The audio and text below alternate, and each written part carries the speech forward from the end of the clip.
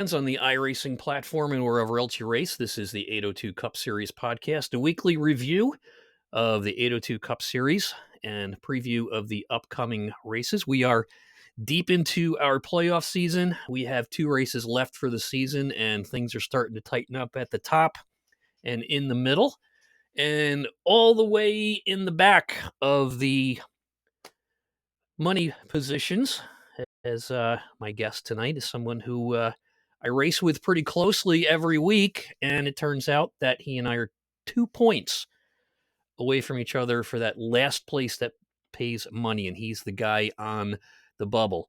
So I want to send out some thanks tonight to people who sponsor the racing and as well as get involved. Ghost Racing Network, who is broadcasting for us the last part of this year, as well as our broadcaster for next year. Riptide Radio is a weekly sponsor. And I want to thank our guest, Jeff Barefoot, driver of the number 9 from Wolfpack Racing, for throwing that up every week. A random finishing driver gets a $5 iRacing credit, and that's sponsored by Riptide Radio, which Carolina Shag came across that station on Sirius XM, and it's great summertime music. And also BG Graphics, the series sponsor for our upcoming 802 late model stock series, which begins in April. My name is Greg Dreiss, and the 802 Cup Series podcast is a production of the Sim Racing Podcast with yours truly. So right now, I want to bring in the driver of number 9 from Wolfpack Racing, someone I've been racing with at least 4 seasons, if not 4 years, well, 3 years anyway, Jeff Barefoot. Jeff, welcome to the show. Hey, Greg, how you doing tonight? I am doing well, and if anybody's wondering, we're a day or about an hour late tonight because our admin meeting, which Jeff and I are both admins in the 802 series, got postponed till tonight at 8:00, which is normal time for the show here. So, Jeff, we've been racing probably 4 or 5 seasons now in a couple different leagues. Yeah, my very first league was Joe Sixpack. Yep. I guess 2.5 years ago when I first started iRacing, and just run around a little bit and wanted to jump in a league, and y'all took me on as a rookie. Oh, I remember that. Was my very first league. So, what got you involved in iRacing?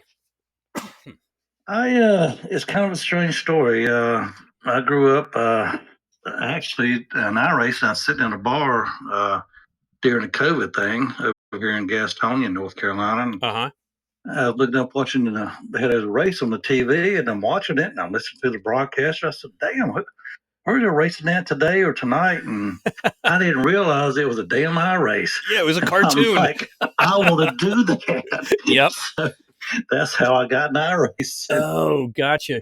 I remember that because when they canceled all the NASCAR races, and I'm watching, I think it was the NASCAR, the Coca-Cola series or something. Yeah. And I'm watching it, and I'm like, these are NASCAR broadcasters, and they're narrating what for most part is a cartoon. And then it got even sitting in the bar. I thought it was a real race for a minute. Yeah, I'm like, what the heck? Until you see the cut to the driver, instead of looking out his windshield, you're looking at his webcam, and it's like some 16-year-old sitting in his bedroom, and I see the family dog walking back and forth.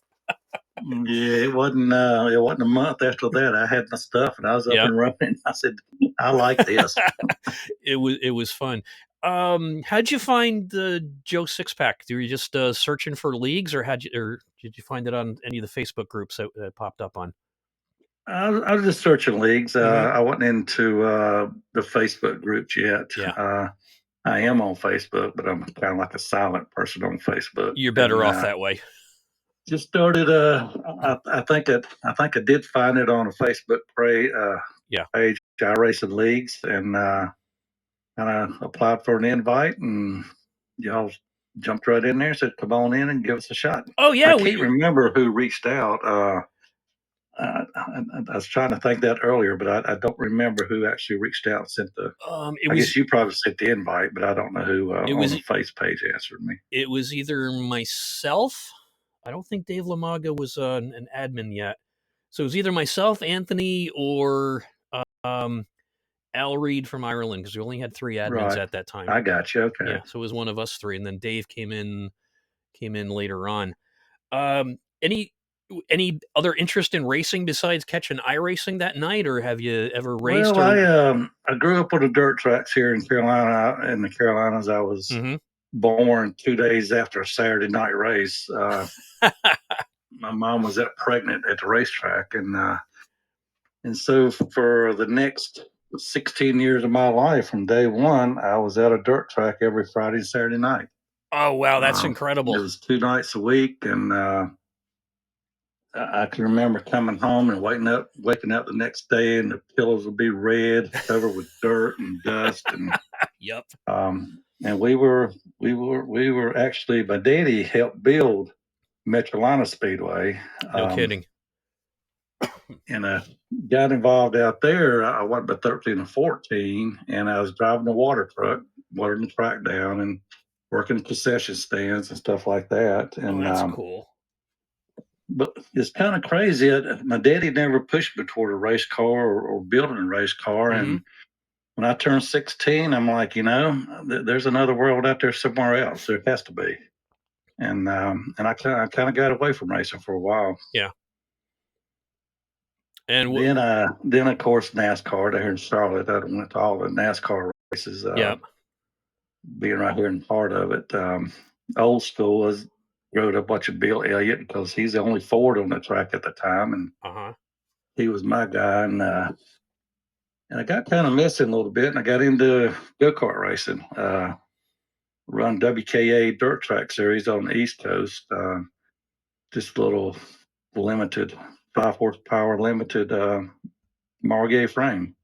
No kidding. Did pretty well in the points. Mm-hmm. Had a little Winnebago camper and went from track to track on the weekends and spent the night at the tracks and kind of done that tour for 2 years. And Ah, then that cool. little 5 horsepower motor blowed up, and that was the end of that one. I wasn't going to buy another one about $1,000 a piece back then. Oh my gosh, were they I can't imagine what they are now. for 5 horsepower motor, $1,000? Oh yeah, yep. Wow.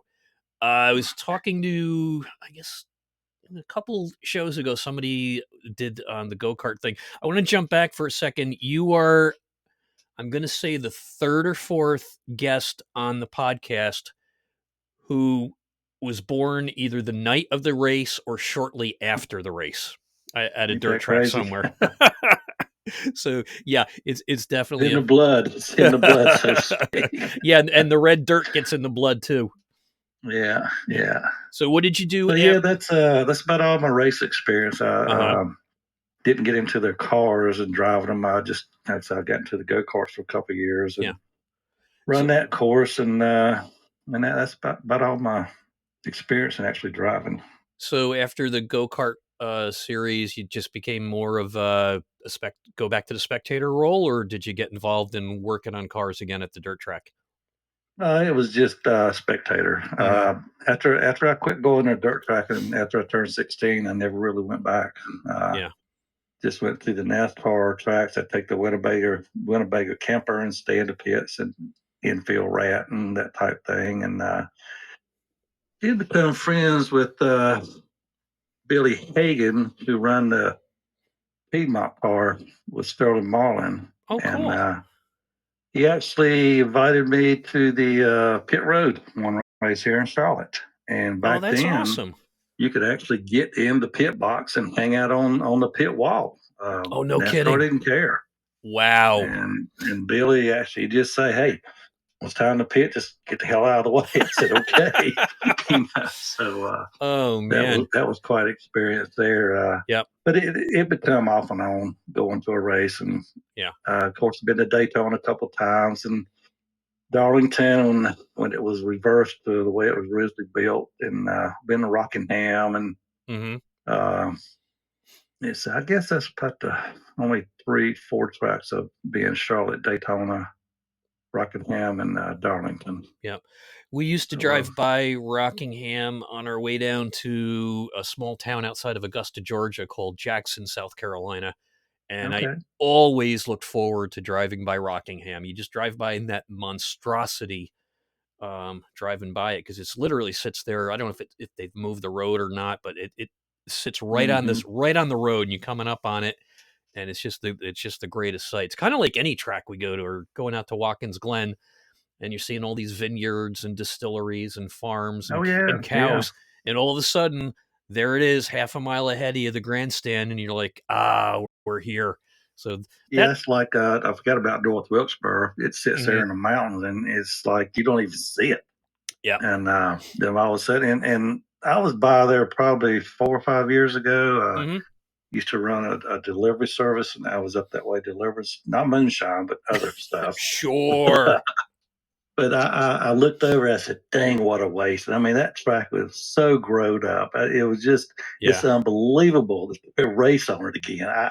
It was just, it's remarkable. it's If great. you could just see how it looked Yeah. 5 or 6 years ago. Do you ever watch any of Dale Jr. shows, abandoned racetracks? I saw one show, but it wasn't Dale Jr.'s. Well, it could have been his show, but he wasn't on it. Somebody else was, and Maybe. they actually went to Metrolina Speedway, the Oh, last okay. dirt track that I actually worked at. So maybe it is And somebody else's show then, that because some of them they're so overgrown, like the start finish line's in the middle of the woods now. oh yeah, yeah, that's the way Metrolina is, the old dirt Yeah, track, and I was just shocked to see it on there. I yeah, just happened to be watching it by chance, yep. and there it was. I said, oh, I worked there. I used to work there. Oh, it's really sad to see some of those trucks. We have one here in town.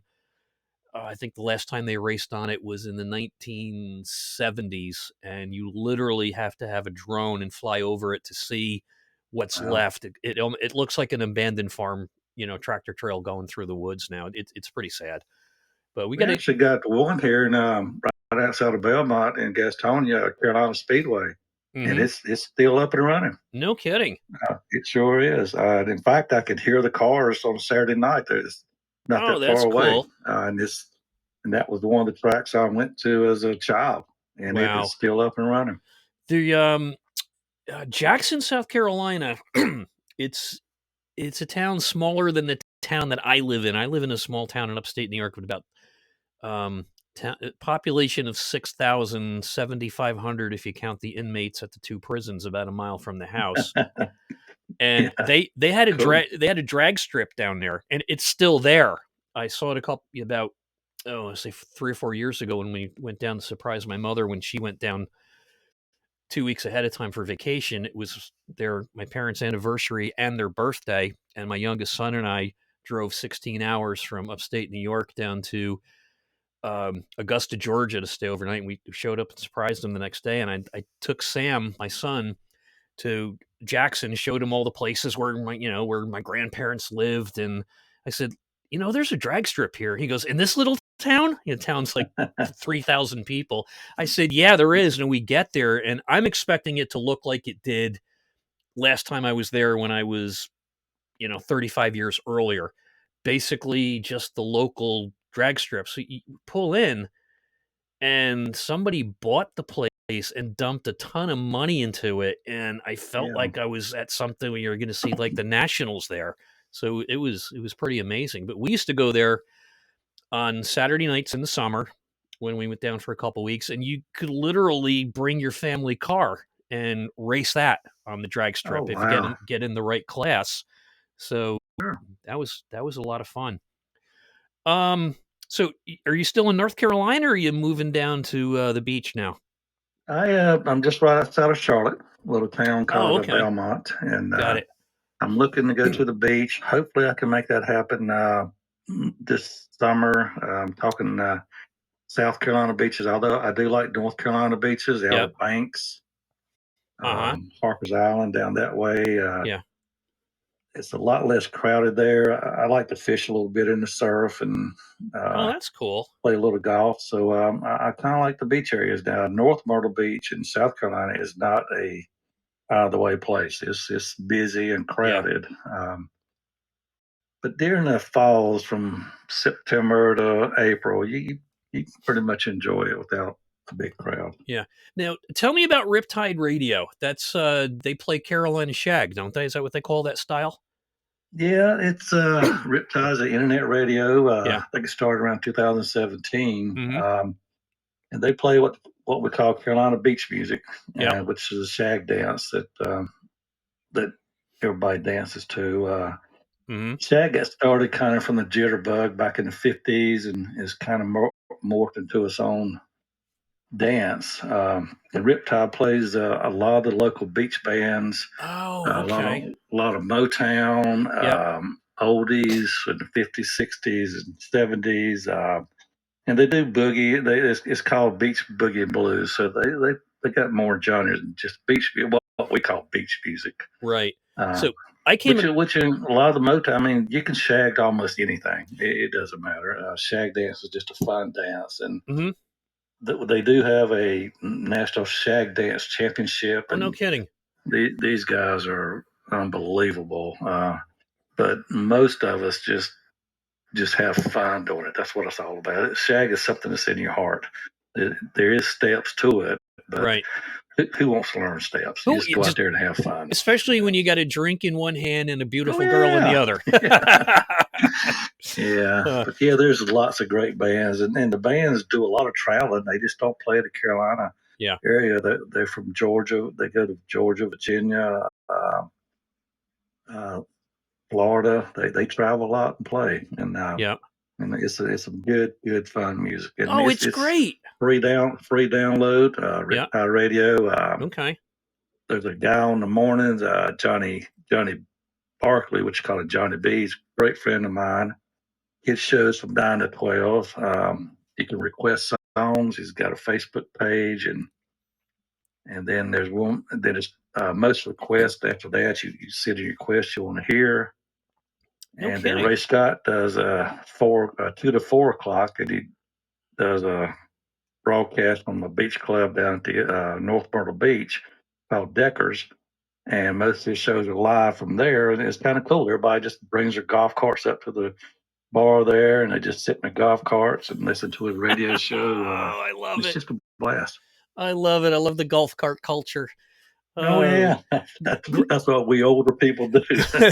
well, I do that at Lime Rock Park up here about Oh yeah, 3 or 4 yeah. times a year, and um, they have the Trans Am series on Memorial Day weekend, IMSA weekend in the middle of July, and then what they call the Historic Weekend, which is all old car racing, and I mean old cars going back to Okay, 1920 okay. Bugattis. Labor Day weekend, and I've always when you go to different things, like even the county fair, those guys driving the golf cart, and I've from the time I was about 10 years old, I want to be that guy. So now I'm that guy. I just Now you are one. Yep, and it's a lot of fun. I came across Caroline Shag this summer on Sirius XM, and I'm like, what is this stuff? So I'm listening to it, and like you said, it goes to Motown, some boogie woogie, music all over the Yeah. road, and it just fits. So I put it on outside because usually I'll put on some reggae when I'm out in the garden, especially working in the herb garden, not the smoking herbs, but the cooking ones. I'll I'll Cooking put herb. I'll put on some reggae and sip rum while I'm snipping back some I don't know, basil or thyme or oregano or something. And it then I started putting that on. I'm sitting outside. Sitting there out in the patio at night and got the shag music going and got the fireplace going. And my wife comes out. She goes, "That's not the type of music you listen to." I said, "Sit down and take take a load off. You'll love it."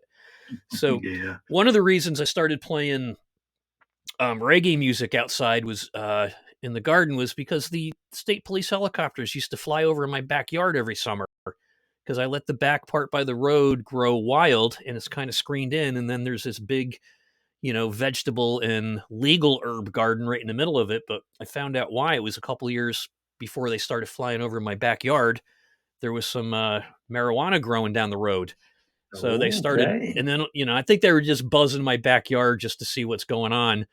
So I Sure. remember one time, um, I'm outside and I've got reggae playing and I'm sipping on some rum and I'm just picking some tomatoes or something.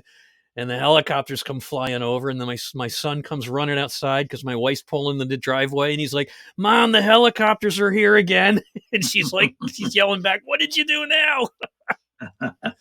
Oh, it's just so they haven't been back in a while, so that's kind of where the reggae comes in. So, um, how do you know these guys from the station, or how did you get involved with Riptide Radio? I just know Johnny B does a morning show. He's a great friend of mine. He's actually Ah, played okay, 3 or 4 of my own personal parties. Great DJ. yeah. Um, and I just grew up going to the beach. It's not but 3.5 hours from Charlotte, Oh, okay, and we went there as a family on family vacation, and yep.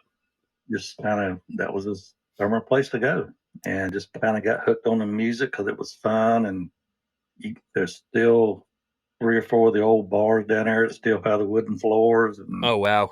um, you throw sand on the floor so you can slide your feet around as you're dancing and stuff, and And you I did it just never left me. cool. I know a lot of members and some of the beach bands. Oh, yeah. Kind of grew up with them. I went to school with a couple of them, and they're still playing their music. And so just kind of never left me. Well, that's good. Well, it's good to hear that there's a internet radio that people are actually listening and calling up to make requests on. Because regular terrestrial radio is a tough nut to crack right now, let alone trying to do something online. And I bring that up because I've been hanging around radio stations since I was 13 years old, and we had Okay. down in this little AM radio station back when if you owned an AM radio station in the 70s, you were the richest guy in town because they were cash Oh cows yeah. because there was no internet and you had very little cable TV. And so we had that was my career choice was to go into broadcasting until in high school we invited the number one rock and roll jock in our whole area to come in and talk to the station. And they said, so, you guys are like WPDH, the biggest rock and roll station between New York City and Albany to Montreal. So he said, how much money you guys make? Like, he's got, this is back in 1978. And I'm saying, you guys making like 350, 400 a week? He goes, no. Yes. I'm like, 250? No. I said, 150? He goes, yeah. And I'm like, holy crap. And I had a part time job as a police dispatcher working 25 hours a week, and I was making 175 a week. So I'm like, okay, Yeah. time to rethink the career path. So I Yeah. got It's it. got to be something you love to do for Oh, yeah. sure. Because especially now, because everything is all automated. And Yeah. so I got out of that, went into horticulture, and then did the landscaping thing. And then listening to one of the last local talk shows in our area, the guy says, we need someone to operate the board. So I'm like, called my friend up and I says, you know this guy Walter Maxwell? He goes, yeah, he owned the station I worked at. So and I remembered meeting him, so I called him up, and then I got a shift was doing talk radio on the way to work for 2 hours for 6 years, and then station folded, and now podcasting is the next best thing to radio because all I got to do is walk downstairs. I don't have to drive 2 hours to the station. So, Absolutely. so um, and how did they become a sponsor of the 802 League? It's just something I do. Oh, okay. I just like promoting a radio station. The DJ knows he knows I do it. I didn't ask her permission. Oh, Just okay. I just love their station that much, love their music, and I Yep. just try to get people exposed to it, and just something I feel like that I want to do. Well, good. Well, you got to send them a link from Twitch to the show there, and then they can see their logo is right here on the screen, and it's on the screen on just about every page of every show that we do here. I know I would appreciate that a lot. Yeah. So and let them know that's from another radio guy in upstate New York. I'm sure they'll appreciate that too. So tell me about Wolfpack Racing. What's it like racing with the pack? A bunch of guys. They brought me in last year. I think they brought me in because we run a race short track somewhere. I can't Mm-hmm. remember which one it was. And I run the whole race and had a 0X. There you go. And they said, you know what? This guy needs to be on our team. So, wasn't because I was fast. I wasn't winning anything, but I had a 0x on a short track. That's And pretty good. Rob brought me in, and they're a good bunch of guys. They Yep. work with me. We run practice sessions, team Mm-hmm. practice sessions, and they share a lot of information. And they're a good bunch of guys to run with. Yep. Dave and Rob and Gene, which is used to be he travels now Mm-hmm. trucking, so you don't get to race as much as you used to. Okay. And Mike Killenbeck, he hadn't run much this year, Yep. but they're fun. And then you got some good drafting partners. When you get on super speedways. Yeah. So prior to that, you ran solo, wasn't it? Yeah, I was running Mm-hmm. solo. Me and you formed a little bit of a team one time, Black Sheep. Oh yeah, Uh, that was just it more wasn't much of more. a team, but we had the Yeah, same name. that was So, more to aggravate the four uh, aces or the wild aces as they called themselves. yeah. Yeah. So how do you find racing with a team versus racing solo? Oh, well, it's just so rewarding. I Mm-hmm. mean, talking to the guys on radio Yep. and during the race, and um, you can pick up on strategies. Of course, you can on the team channel, you can alert each other wrecks going on or True. what to do or something on the track so you can try to miss it. And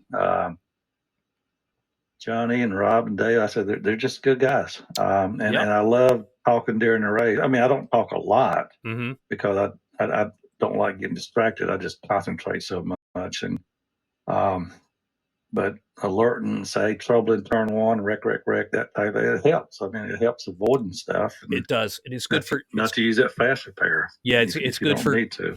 pit And stop strategies the too. practice sessions. I mean, Yeah. that's very valuable. Mm-hmm. They'll any three of them share anything that you ask them. I mean, they're just really good bunch of guys I'm running with, and I really enjoy it a Yeah. lot. What's the best tip or trick that you've learned to make your driving better since you started? Saving tires. Saving. I didn't realize, and Rob is one of the best at it. And Mm-hmm. all of them, Dave and Johnny are both good at it too. And I guess the biggest thing is I drive into the corners too hard, and that's where I'm Okay. killing my tire wear. And they say, well, I let off here, or I stay high because of it. And different tracks are different, and there are little tidbits like that. Yep. It just makes a world of difference. Yep. The two biggest ones I learned were saving tires, which I kind of learned probably after about a year and a half of racing. But the biggest one I got from Rob was getting the field of view set correct because I used to think you had to be able to see the mirrors on both sides if they were there, and Okay, most of the driver's side window. And he says, "Well, that's not really accurate." And he says, "Go do this," and I'm like, all of a sudden I did that, and I know I became a much better driver because of right. that, and I got was much more competitive after that. So yeah, so the Yeah, combination. Rob gave me some good specs on my steering on what to set it on, Hmm. and the feel is just a world of difference. Yeah. Just because he had in his old files, he had the same wheel I had at one time, and Okay. he gave me the settings, and it's just give me a better feel for the racetrack. Cool. What type of wheel and pedal setup do you have? I just did the Thrustmaster Hmm. P300s set. Okay. I'm looking to upgrade. Maybe by next season. A set I want's out of stock. Johnny, he got the set that I want, and he's liking it a lot. He said, "You're not going to believe the difference in the feel of the race car." Yep, that makes sense. I'm still I love my Logitech wheel. I don't think I'll ever upgrade the wheel, but because I don't race enough for to justify it. Sure. Oh, excuse me, but the best upgrade I got was going to the Fanatec Club Sport V3 pedals. I think that's what it's called, the V3, and that made a Okay. huge difference in control of the car. Okay.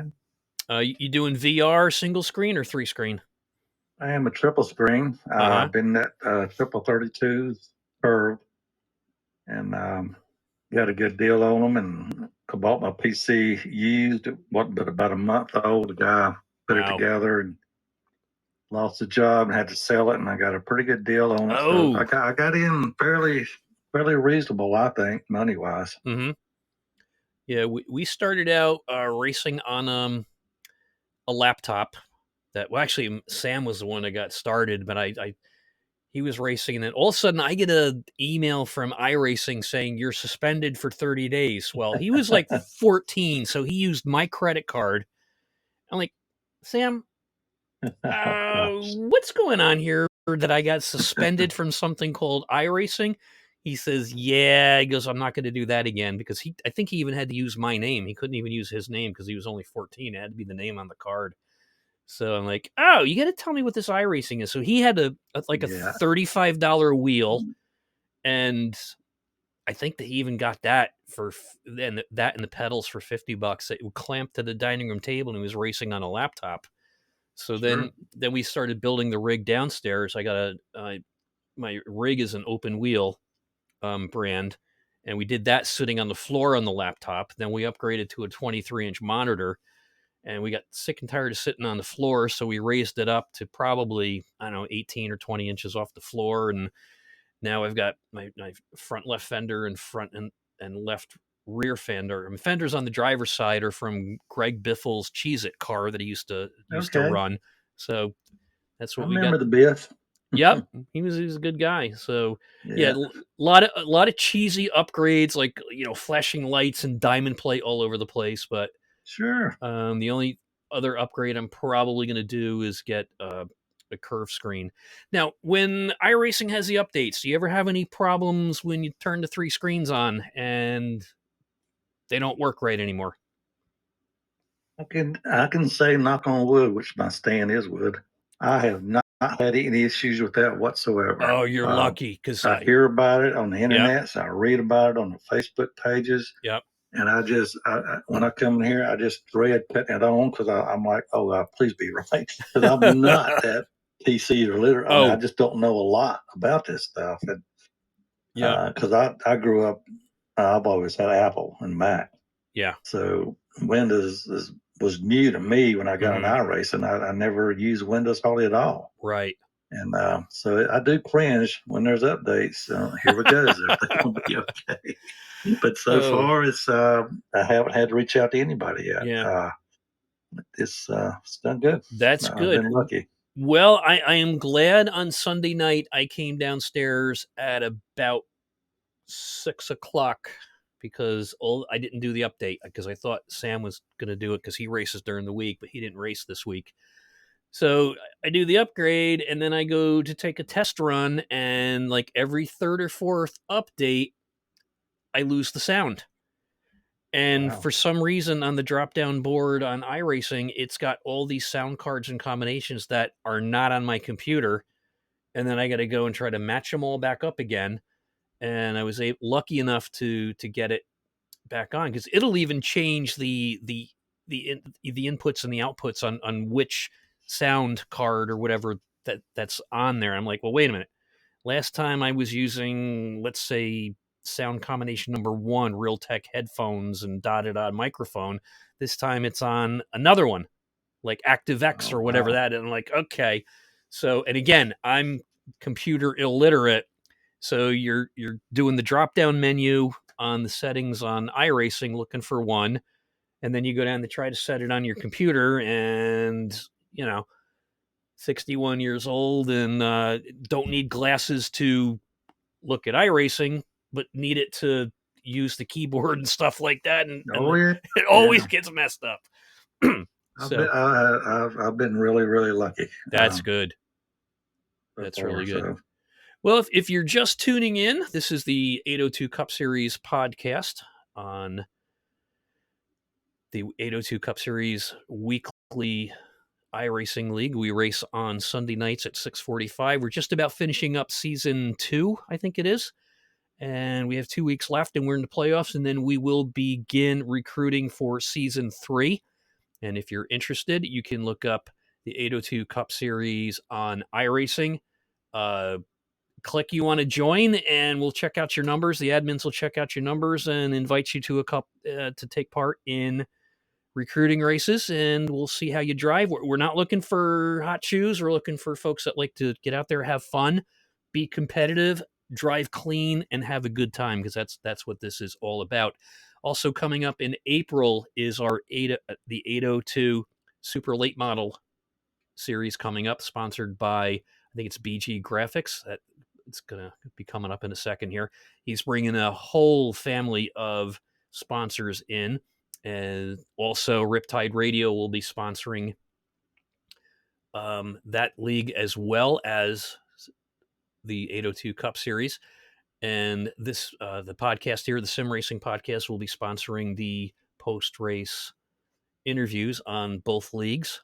And we're looking forward to that. And we're able to have the Super Late Model Series broadcast as well. And we got a note from league owner Rob complimenting Jeff. He says Jeff is one of our biggest supporters. He was one of the main reasons we have grown to the spot we are at in the large point fund, is doing part to his generosity. And on top of that, Rob says I get the pleasure of him as a teammate on the Wolfpack. So Jeff, he's returning your greeting there and saying that you guys seem to have a good time when you're racing together there. Oh, absolutely. Rob does a great job of running this league. It's hard work. It's time consuming, and it can get pricey, but he just does an outstanding job, and he puts so much time into it. It's a lot of time. Make sure it's done right. Yeah, because back in the JSP days, we were up to running 3 leagues, and lucky because I'm semi-retired and only in the season in the landscaping business, work Tuesday, Wednesday, Thursdays. I was able to put a lot of time into it, but it was between the weekly prizes and the broadcasting, etc., like that. I think I was putting that between $300 and $400 a month in cash outlay, as well as another probably 20 to 30 hours a week, just working on the league and promoting it. So yeah, it's a lot of work. Yeah, and you've been there, yeah, and I am glad to be back in doing the podcast for the league and being the admin, and it's a nice break from not having that weight on your shoulders every single week. And what can happen there. So Jeff, it seems like for the last several years, you and I always end up racing pretty close together for a good chunk of the race, doesn't it? We do. Our skills seem to be about on the same level. And I don't think we've wrecked each other. We've bumped We've doors come a couple close. times, but I don't think we've actually took each other out. I remember wrecking you once, and it was, and I could tell you weren't happy, but you weren't mad, because I was like, I remember doing something. It was something I said, and you're like, it's okay, and you're like, ugh, and I'm like, Jeff, I'm so sorry. Well, I didn't realize till you said at the beginning that we're only 2 points apart. I didn't even look at the points. I had no idea. I'm glad you brought that up. Yeah, so now I'll have to race a little different. Stay out of my way. So yeah, that's why I threw that up there, because right now is because of yours and other generosity, we're paying all the way back to P15. So if you finished in 15th place, you get your $15 entry money back. And like, we race close together all season long for, I'd say, probably a good 20-25% of the race. Oh, yeah. And you're on the bubble, and I'm 2 points behind you. So I thought actually when I went to the beach this week and missed Talladega, I thought I was done because I'd already missed one race, and I had my first 2 races this year were horrible. Wrecked out of both of them. Yep. And I fought my way back up to 13th, I think, at one time. Yep. A week or so ago. But I thought missing Talladega would put me out for sure. But you've informed me it has not. No, now I got something. Now I got to go practice Martinsville. Maybe I shouldn't have told you that. I don't know. Maybe you should have. I had to tell you that because a couple weeks ago I won the $5 Riptide Radio prize. So I had to Oh bring. yeah. Yeah, Yep. yeah. So I've had some pretty good races. 3 out of my last 4 have been in the top 10, Yes, and you have. the one that I didn't finish in the top 10 because of a wreck. And hey, due to occurs, I got the consolation prize. You spun the wheel and it said P11, and hey, I won $5. Hey, So a win's a win's a win. oh yeah, and when and who was it that finished third yesterday? I missed the podium by I think 16 one thousandths of a second or something like that. Yeah, I And saw that chat. Yeah. yeah, and I got his name's on here. I just can't remember his name, but he was in P15 and I was in P16 um, 2 weeks ago, and I think I was about 20 points behind him. So Cool. Well, we're glad to see you up there. yeah, it's fun. Well, looking forward to Sunday. It's gonna be me and you. I don't know about I ain't gonna Martinsville. worry about anybody else but you. Where's Greg? Where's Greg? Where's Greg? Oh, I'm gonna change my number in my paint scheme, Yeah. and change my name.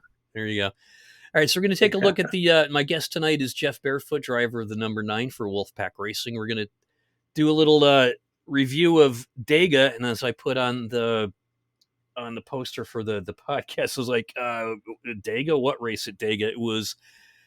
It wasn't the same as Kansas, that's for sure. We had a lot of wrecks here, so we're going to go to the Dega review right now, and here's how bad it was because of the cautions. The average lap time for Talladega on Sunday was 1 minute 21.595 seconds. Now, usually when you're running in a draft, you can do it in what, 49 seconds, Jeff? Is that a good Yeah, draft that time? sounds about right. Yeah, Yeah. so we were 2.5 times slower than an average draft speed. 85 laps completed, unfortunately 11 cautions, and you got to reduce that by 1 because one of them was competition caution. 33 laps under cautions, but we did have 11 lead changes, and I did get to lead a lap again. And average strength of field was pretty good at 1665, and that was the Alabama Gang 85, and once again sponsored by Riptide Radio. And let's take a look right now at the top 10 for Dega. First place was Brandon Garand, car number 4. He started in the pole and he won. Mike Killingbeck in the number 70, finished in P2, and he started 12th. Art Greco, that's the name I was trying to remember. Car number 1, finished in P3, and he started P7. And looky, I'm at number 4, best finish of the year so far. Car number 64. Oh, you know you're getting up there in age when even a glass of water starts repeating on you. I wish it was whiskey. And I started in P15. In P5 was Eli Raposa, another one of our admins, car 46. He started 16th. In P6 was Cole Girat, driver of the 88th. He qualified 17th. 7th place was Matthew Finoff in car number 2. He started in P11. Number P8 was Jason Wiley in the car 13. He started in position number 6. Number 9, Dave Lamaga in the car 28. Finished in 9th place, and he started 3rd. And rounding out the top 10, Rob Lowell, car number 21, and he qualified 13th. And that's the Dega top 10 for the 82 gang race at Talladega last week.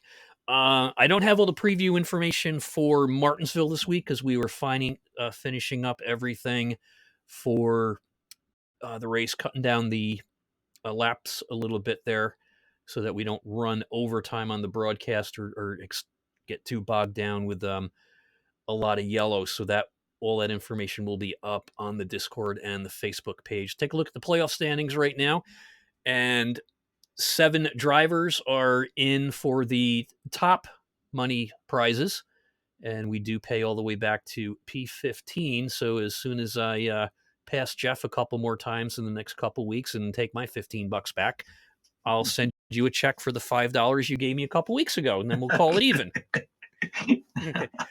Well, at least got something to race for. I got somebody, that's few true. points there. So that makes the racing more interesting because, I mean, yeah, all the way back to P15, you got something to race for. Right. That's a good thing about this league. Yeah, because what happens, I know in other leagues when you get into playoffs, which I don't think we ever did a playoff system in Joe Sixpack. We just ran straight points all the way through. I know a lot of other leagues, when they get into the playoffs and it's only what 1/3 of the drivers or 25% or whatever get in, and then there's a long playoff season. You're spending a 20-30% of your races in the playoffs, and if you're out of the money, I've seen participation drop way off once the playoff Oh season yeah, starts. yeah. And we've held pretty steady. We've held anywhere, pretty close to. I think we're averaging 20, at least probably about 20 cars from week one all the way through now. We're just under 20, but it's the same guy showing up every week, and that makes it a That's lot of that's fun. a that's a pretty strong field. I mean, That you is got a strong 18, field. 20 cars showing up. That's pretty good. Yeah. And sometimes it's nicer to have 18 or 20 cars instead of 30, because 30 can get a little crazy, Oh yeah, especially with us amateur drivers like myself there. So let's take a look me at. and you both. We have a couple points battles going on in the top seven. Brandon Garan's now in first place with 1,193 points. He has one win on the season. P2 is Frank Zingen with 1,192 points. He has two wins on the season. Then there's a bit of a break until you drop back to P3 with Dave Lamaga, 1,174 points and two wins on the season. Chris Max is in P4, 1,173 on the point count with one win in the season. And rounding out the middle of the group there in that P3 to 5 battle is Rob Lowe with 1,171, and he has four wins on the season. P6 is Johnny Barker with 1,160 points, no wins on the season. And rounding out the top seven, John Bewley with 1,151 points and one win on the season. And again, a big. Yeah, that's three Wolfpack drivers in the championship run. Oh, we have to do something. We have to break that group up. It'd be tough. Yeah. All right. So I'll figure something out. Actually, I had a full team of four drivers, but two of them were kind of rambunctious younger dudes, and one was asked to leave, and one was told maybe to come back next time.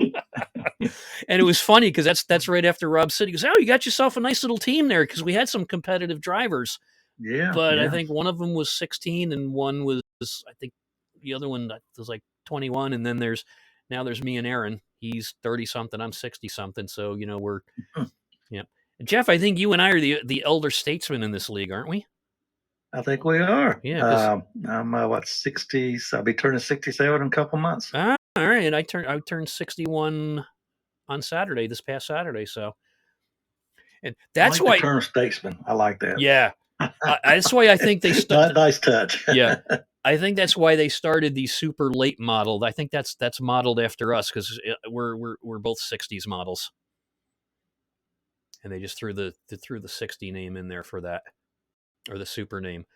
So Riptide Radio is sponsoring the 802 Cup Series, also sponsoring every race of the upcoming Super Late Model Series. And the Sim Racing Podcast with yours truly will be sponsoring the post-race interviews for both leagues. Well, Jeff, I want to thank you for stopping in tonight. Great conversation. What's your strategy going to be for Martinsville other than trying to beat me? That's pretty much what I'm gonna do. Set my goals on you, and thanks a lot. Try to get that P15 and try my best to stay out of the way of the top runners. I don't know how the caution are going to fall. If there's a lot of cautions, maybe we can stay on the lead lap. Maybe not. Definitely don't want to get in their way. Nope. But if me and you are racing each other, they're going to have a hard time getting around. Yes, they are. We ain't moving over. No, we're not. So take that, Wolfpack, and everybody else that's out there. Oh, well, no, unless it's Wolfpack, I might give them a break. All right. So, just kidding. You threw down the gauntlet. Well, anyway, Martinsville it's a narrow track, so I think the old rule it's up to the leaders to get by us. So we just hold our line and not get in their way, but they've got to get around us. Well, I don't plan on being too far back anymore. I don't think I'm going to finish. You're coming on strong. Your last few races have been awesome. This really you really come on strong. Yeah. Oh, I wanted just to jump back for a second. You said that Rob helped you out with your steering. Do you like steering a little tighter, or do you favor it to be on the loose side? And why? I was talking about the settings on the steering wheel, Yeah. but I like my car on the loose side. A loose race car is faster, but you got to be on your toes because then you got tire wear. Right. So because that just reminds me of the go kart dirt tracking, and that kind of brings Okay. back memories Got when it. the Okay. back end's a little loose. So Yep. So it makes for a because fast. the tight car I can't keep out of the wall. Uh, I don't mind tagging the right rear on the wall, but that Yep. right front, that's a killer.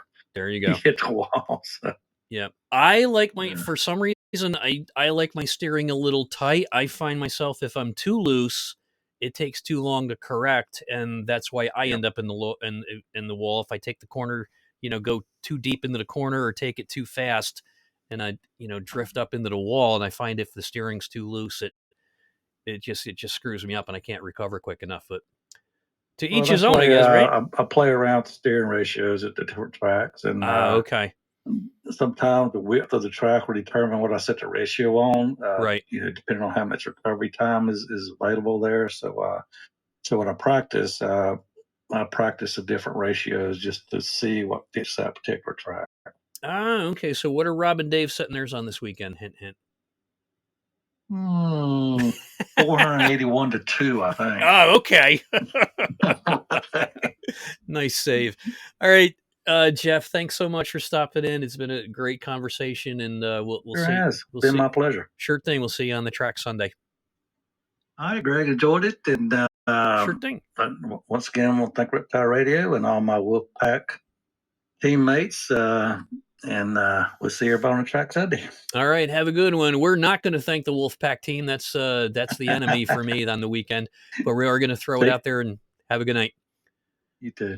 So we are going to thank one more time Riptide Radio for sponsoring every week. A random finishing driver wins $5 to go iRacing with. Also, BG Graphics is the season sponsor for the 802 late model stock series coming up.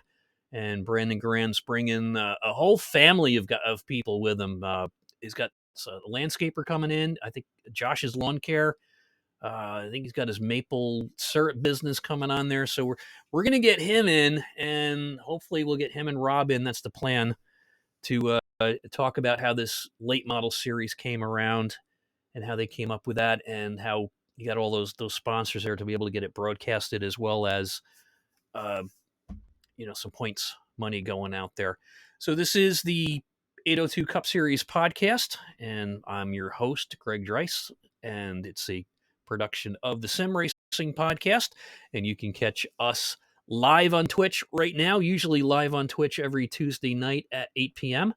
It'll stay on Twitch for another 2 weeks before it expires. Also, we'll be uploading this tomorrow, the video, to YouTube, where it will live in infamy, as well as Spotify. And you can catch the audio on Anchor, Spotify, all the major podcasts, Pandora Podcast, Apple Podcast, Google Podcast, and all the others.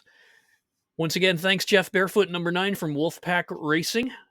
Thanks to DTL Customs, Dave Lamaga, for doing all our league graphics for us, including a great job on the weekly posters and the throwback race, handling all those paint schemes.